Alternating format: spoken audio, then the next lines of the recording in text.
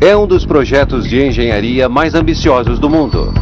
Uma gigantesca usina hidrelétrica gerando mais energia do que qualquer outra no planeta.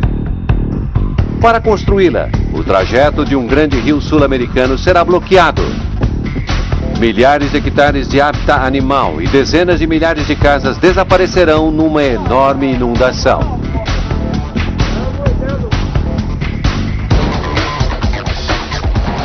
$40 mil operários vão enfrentar temperaturas escaldantes, a ameaça constante de grandes inundações e catástrofes em potencial. Seriam necessários 7 longos anos para construir a usina de Itaipu, a um custo enorme.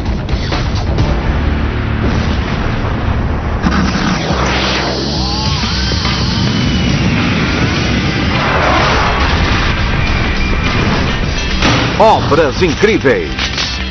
Itaipu. O rio Paraná, com 4 mil quilômetros de extensão, é o segundo maior rio da América do Sul, superado apenas pelo Amazonas. Em parte de seu trajeto, o rio define a fronteira entre Brasil e Paraguai. Aqui, o caminho do rio é interrompido por uma estrutura construída pelo homem. A usina de Itaipu é a maior usina hidrelétrica do mundo, produzindo 90 mil gigawatts todos os anos, o suficiente para abastecer a cidade de Londres durante 3 anos.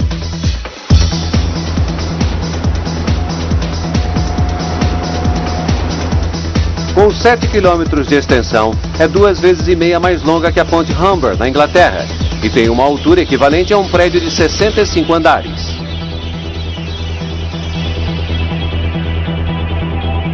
Ela retém uma quantidade de água 950 vezes o tamanho de Hyde Park, em Londres. E a água cai pela barragem como uma gigantesca cachoeira artificial para produzir eletricidade. Mas foram necessários um exército de 40 mil operários e $20 bilhões para construir essa estrutura monstruosa, um custo quase 50 vezes maior que o da barragem Hoover. Itaipu está em um dos recantos mais remotos do planeta. E então, por que a mais ambiciosa e poderosa usina do mundo foi construída aqui? Nos anos 60, o Brasil está prosperando. A economia cresce 10% ao ano e a população se multiplica. Em 3 décadas, a população brasileira atingirá 170 milhões de habitantes e o país se tornará um dos 10 mais populosos do mundo. E isso certamente vai gerar uma demanda enorme por energia. O governo precisa encontrar então uma forma de atender à futura demanda energética da população ou haverá uma crise econômica. O país não tem petróleo e gás suficientes para evitar uma crise energética e não há dinheiro suficiente para importar combustíveis. Alguém então tem uma grande ideia. Por que não usar um recurso natural abundante e gratuito? A água. 10% de toda a água doce do mundo está no Brasil. Seus 40 mil quilômetros de rios podem dar a volta no planeta. Se a água puder ser utilizada pela tecnologia hidrelétrica, a demanda de energia seria atendida sem a necessidade de importação de combustíveis. O Brasil pensa alto. O governo quer fazer uma usina que supra grande parte das necessidades energéticas do país. Não seria fácil encontrar o local ideal para uma usina tão grande. O rio precisaria ter um volume de água grande o bastante para produzir a energia necessária. O rio deveria fluir por margens estreitas e ter um leito rochoso forte o bastante para suportar o peso de uma barragem. Este é o local mais óbvio. O rio Iguaçu alimenta uma das maiores quedas d'água no Brasil, mas tem somente 1/8 da água necessária para a grande usina. 1 a 1, engenheiros verificam outros 50 locais. Finalmente, o lugar perfeito é encontrado. O Rio Paraná é o 7º maior do mundo e tem um volume d'água 4 vezes maior que o Rio Colorado nos Estados Unidos. Em um local chamado Itaipu, o rio flui através de uma profunda garganta submersa. Levantamentos geológicos confirmam que o leito é capaz de suportar um enorme peso. Para os engenheiros, é perfeito. Mas há um grande obstáculo.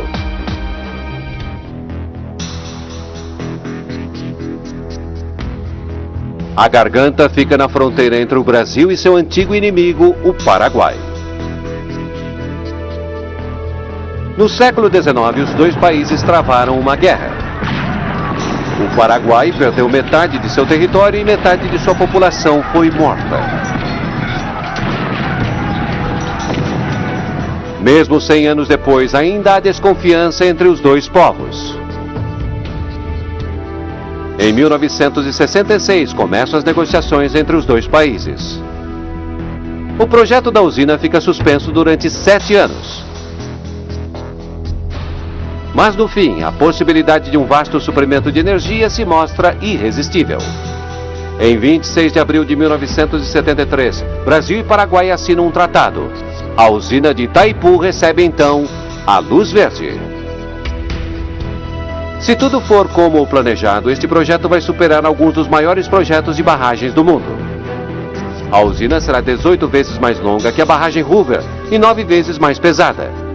Mas acima de tudo, produzirá 6 vezes mais eletricidade.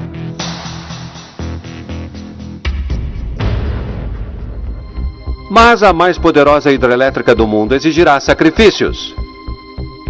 O bloqueio do Rio Paraná vai criar um enorme reservatório para alimentar as turbinas elétricas. Mas também vai submergir o Vale do Rio sob 100 metros de água. Uma vasta área agrícola e de floresta será inundada para alimentar a usina. Dezenas de milhares de pessoas perderão seus lares.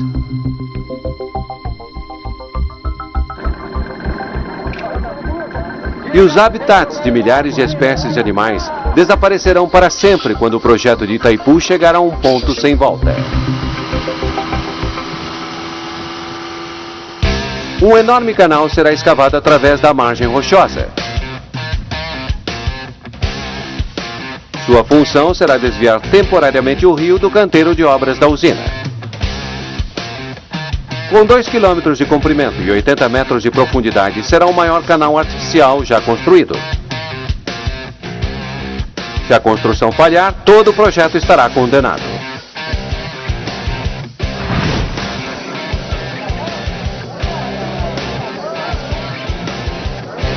(2 de maio de 1975) tem início a construção da usina de Itaipu.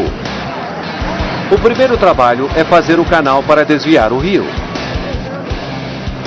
Serão necessários 3 anos usando explosivos, escavadoras mecânicas e força bruta para escavar através da rocha. Geo. Enquanto isso, o custo ambiental da usina é calculado.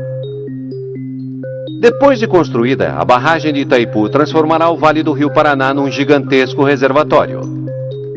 Uma área 2 vezes maior que Chicago será coberta por 100 metros de água.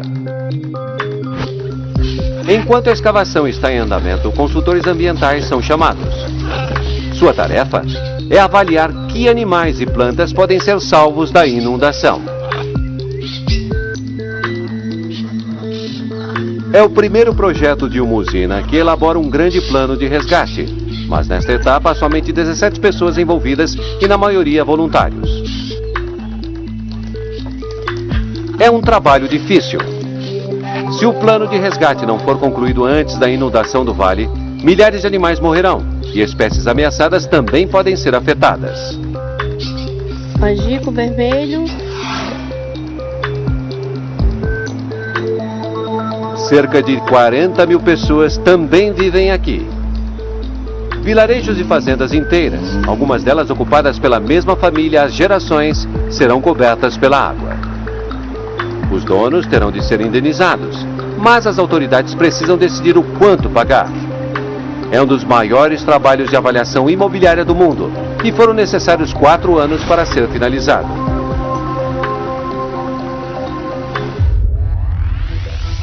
3 anos após o início das escavações, os engenheiros estão prontos para demolir os selos de concreto do canal e dar um novo rumo ao Rio Paraná. 8 da manhã de 20 de outubro de 1978. Cargas de dinamite são colocadas nas 2 extremidades do canal. Se a explosão danificar o canal, o projeto sofrerá um atraso de anos.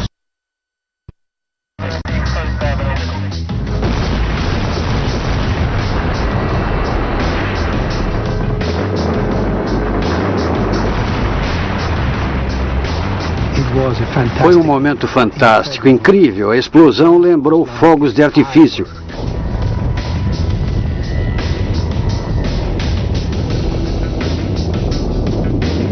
O poderoso Rio Paraná invade seu novo caminho. Foi um enorme feito. Os engenheiros de Itaipu haviam alterado o trajeto de um dos maiores rios da América do Sul. A avaliação das casas, fazendas e terras que serão inundadas está finalmente terminada. As autoridades ficam sabendo que antes de submergirem a área, terão de desapropriar 8.500 casas e fazendas. O custo será de $500 bilhão, sem contar os 20 bilhões que serão gastos na construção da usina. A maior parte das indenizações é aceita, mas alguns proprietários decidem recorrer ao Poder Judiciário.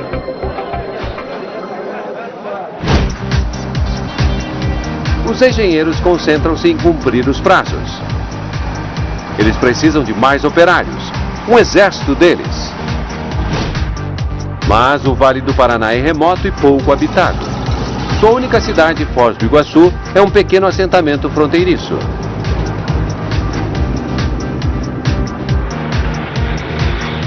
Os administradores do projeto trazem então dezenas de milhares de operários de todo o Brasil para a região. Toda a infraestrutura necessária a uma cidade, de escolas e hospitais a igrejas, precisa ser construída. Novas casas são construídas para os operários. Mas o crescimento da cidade será rápido o bastante para sustentar a construção de uma das maiores usinas do mundo?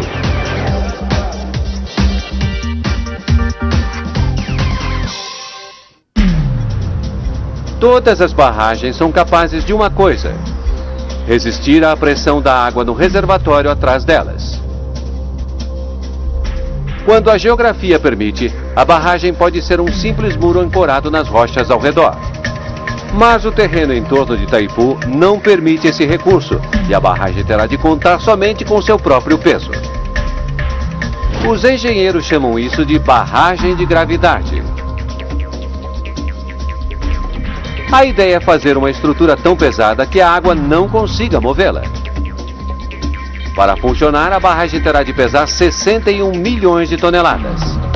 Mas a barragem só será boa se boa for sua fundação. Qualquer fraqueza poderá causar um desabamento, por isso um leito rochoso forte é fundamental. Um levantamento detalhado mostra que as fundações são sólidas. Além disso, os engenheiros têm uma ideia que poupará dinheiro. Uma barragem feita de concreto maciço iria pesar mais do que o necessário e acrescentaria gastos que poderiam ser evitados. A solução é fazer então uma barragem oca. Uma barragem oca pode ter uma base mais larga com a mesma quantidade de concreto. As paredes têm uma inclinação menor, transferindo a pressão da água para a base, onde a estrutura é mais forte. Além disso, equipamentos geradores de energia podem ser instalados dentro da barragem.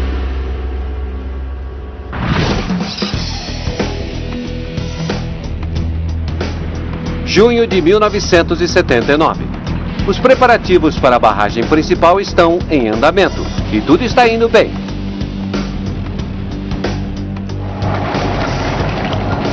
Mas então o trabalho é interrompido de forma abrupta.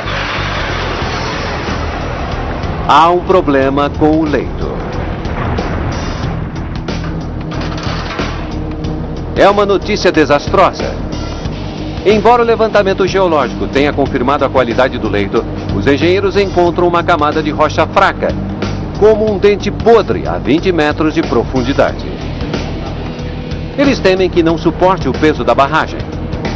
Se continuarem a construção, a barragem poderá desabar. Túneis são escavados na rocha para se investigar a camada suspeita. Operários aguardam parados, enquanto engenheiros e geólogos lidam com o problema.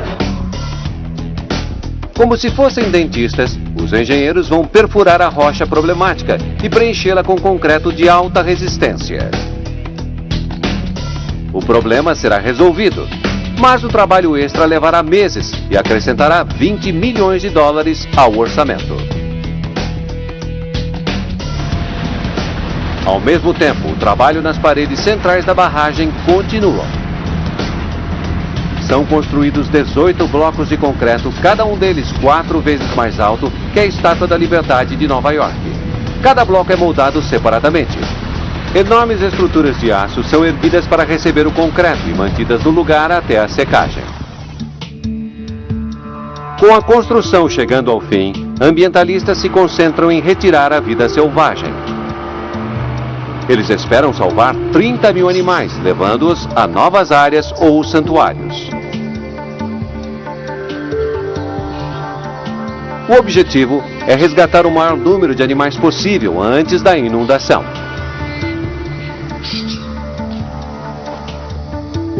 O trabalho de realocação de 8.500 famílias também está em andamento.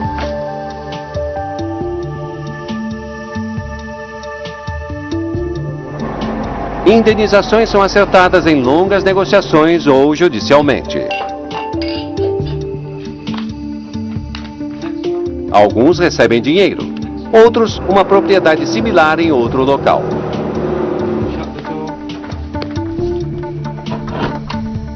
Muitas dessas famílias viveram e plantaram no Vale do Paraná por gerações.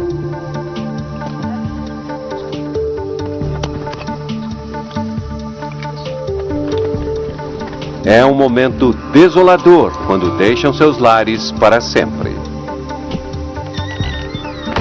Geo. Outubro de 1982.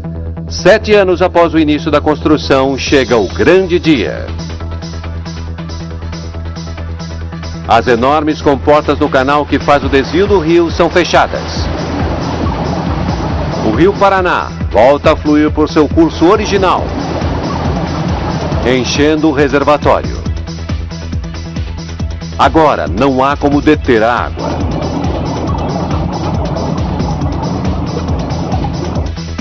À medida que a água sobe, uma pressão cada vez maior é aplicada nas enormes muralhas de concreto. O reservatório levará 14 dias para encher até sua profundidade final de 100 metros. À medida que o nível da água sobe, pequenas ilhas de terra se destacam na superfície. Em poucas horas, elas desaparecerão para sempre.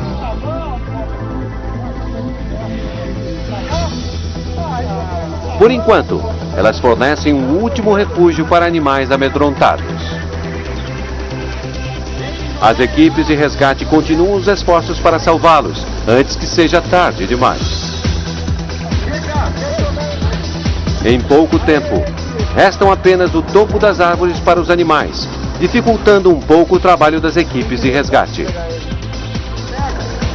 Apesar de alguns arranhões e mordidas, os resgatadores conseguem escapar relativamente ilesos.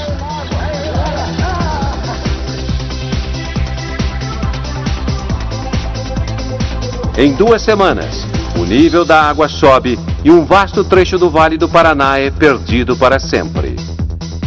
O reservatório de Itaipu agora estende-se até onde os olhos conseguem ver.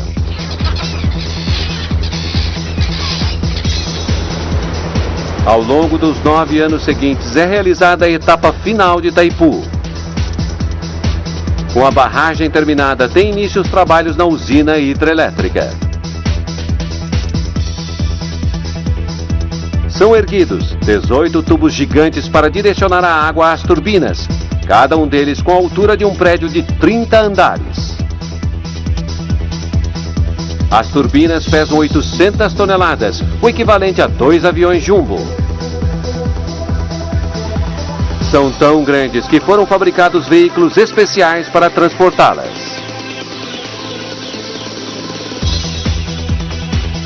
No centro de cada turbina há um rotor, que vai girar ímãs dentro de uma bobina de cobre para produzir eletricidade. Embora tenha mais de 16 metros de diâmetro, o rotor precisa ser instalado com uma precisão de 1/10 de milímetro. A maior parte da energia gerada por Itaipu é destinada a São Paulo e Rio de Janeiro. As duas cidades ficam a mais de 1.000 quilômetros de distância da usina. Uma grande rede de torres espalhadas pelo interior do país é então montada. As linhas elétricas da usina são longas o bastante para circundar o globo 1,5 vezes. Maio de 1984. Itaipu está prestes a cumprir seu objetivo e a produzir eletricidade pela primeira vez. É o momento pelo qual todos esperavam, o fim de 9 anos de trabalhos exaustivos. A água passa pelas comportas no topo da barragem, desce com força e gira as turbinas. Para os engenheiros e operários é um triunfo. Uma a uma, as turbinas ganham vida e em abril de 1991, Itaipu se torna a maior usina hidrelétrica do planeta, gerando eletricidade suficiente para acender 120 milhões de lâmpadas. Itaipu supre a demanda energética de 24 milhões de pessoas no Rio de Janeiro e em São Paulo. A eletricidade fluiu sem qualquer falha durante 10 anos. Atualmente, Itaipu continua sendo um feito extraordinário. É considerada uma das 7 maravilhas do mundo moderno e um milagre da engenharia. 90% da energia no Brasil é gerada por usinas hidrelétricas. Usinas como esta contribuem com o crescimento das cidades e das indústrias e levam eletricidade a moradores de áreas remotas do país. Mas a alta dependência de energia hídrica tem um preço. Em anos recentes, baixos índices pluviométricos reduziram a capacidade de geração das usinas, levando a cortes e ao racionamento de energia. Há uma consciência crescente dos efeitos ambientais potenciais de usinas hidrelétricas. Mas algum preço sempre será pago pela energia. Este vale inundado será um testamento à busca brasileira pela energia, pois os engenheiros esperam que Itaipu dure para sempre. Em julho de 2009, Brasil e Paraguai assinaram um acordo que permitiu ao Paraguai revender parte de sua energia. Os pagamentos então do Brasil ao Paraguai triplicaram. Versão Marshmallow São Paulo.